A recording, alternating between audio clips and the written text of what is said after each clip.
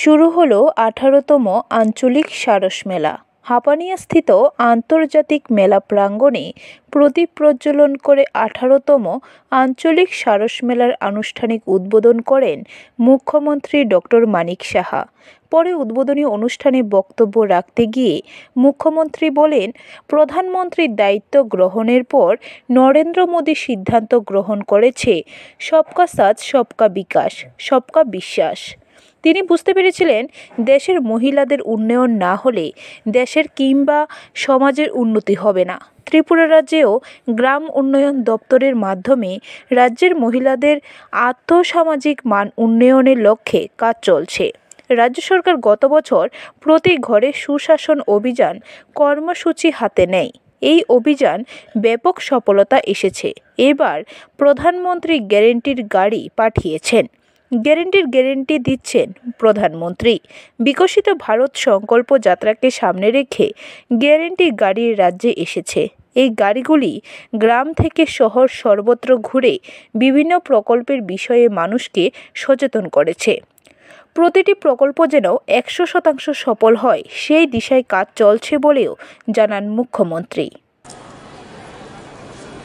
যখন ডিসিশন নিলেন সেটা কিন্তু আজকে আমরা তার প্রতিফলন আমরা দেখতে পাচ্ছি। লাখপতি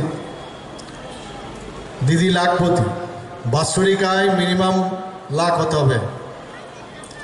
সেটা কৃষিকার্যে হোক, বিভিন্ন হস্তশিল্পের বিষয় দ্বারা, ফিশারিতেই হোক,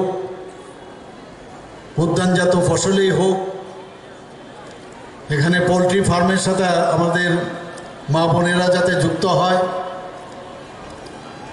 মানে বিভিন্ন বিষয়ে এখানে শুধু দ্রব্য নিয়ে, এখানেও তাদের উৎপাদন যে প্রোডাক্টস ওনারা এনেছেন সেগুলো না, আরও বিভিন্ন জায়গায় আমাদের এসএইচজি গ্রুপ এত সুন্দরভাবে কাজ করছে।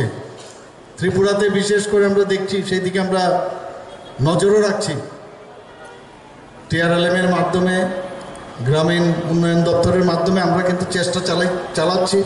আধিকারিকরা এবং যারা কর্মচারীরা আছে তারাও কিন্তু সেই দিকে কাজ করছে। আমরা প্রতি ঘরে সুশাসন, সেটার যে কার্যক্রম, যে অভিযান আমরা শুরু করেছিলাম গত বছর মাননীয় প্রধানমন্ত্রীজির জন্মদিনে 17 সেপ্টেম্বরে, এবং সেটা সমাপন করেছিলাম আরেকজন স্বর্গীয় মাননীয় প্রধানমন্ত্রী অটল বিহারী বাজপেয়ীর সুশাসন দিবস, সেটা ছিল 25শে ডিসেম্বর। এবং এত সাকসেসফুল হয়েছে যে যতগুলো যোজনা আছে, সেটা কেন্দ্রেরই হোক, সেটা রাজ্যেরই হোক, যাতে মানুষের কাছে তার সুযোগ সুবিধা পৌঁছে দেওয়া যায়, তার জন্য আমরা শুরু করেছিলাম। খুবই সাকসেসফুল হয়েছে। তো সেই দিশায় আমাদের মাননীয় প্রধানমন্ত্রী যখন গ্যারান্টির গাড়ি আমাদের কাছে পাঠিয়েছেন,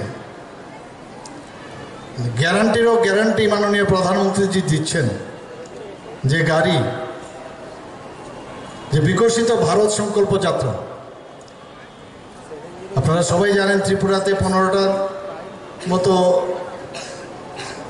এলসিডি গাড়ি এখানে চলে এসছে। সমস্ত গ্রামে গঞ্জে, ডিসিতে, বিভিন্ন নগর পঞ্চায়েত, মিউনিসিপ্যালিটি।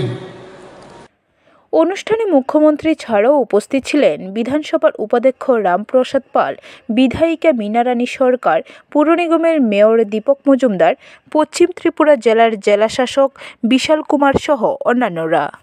ব্যুরো রিপোর্ট, খবর ত্রিপুরা।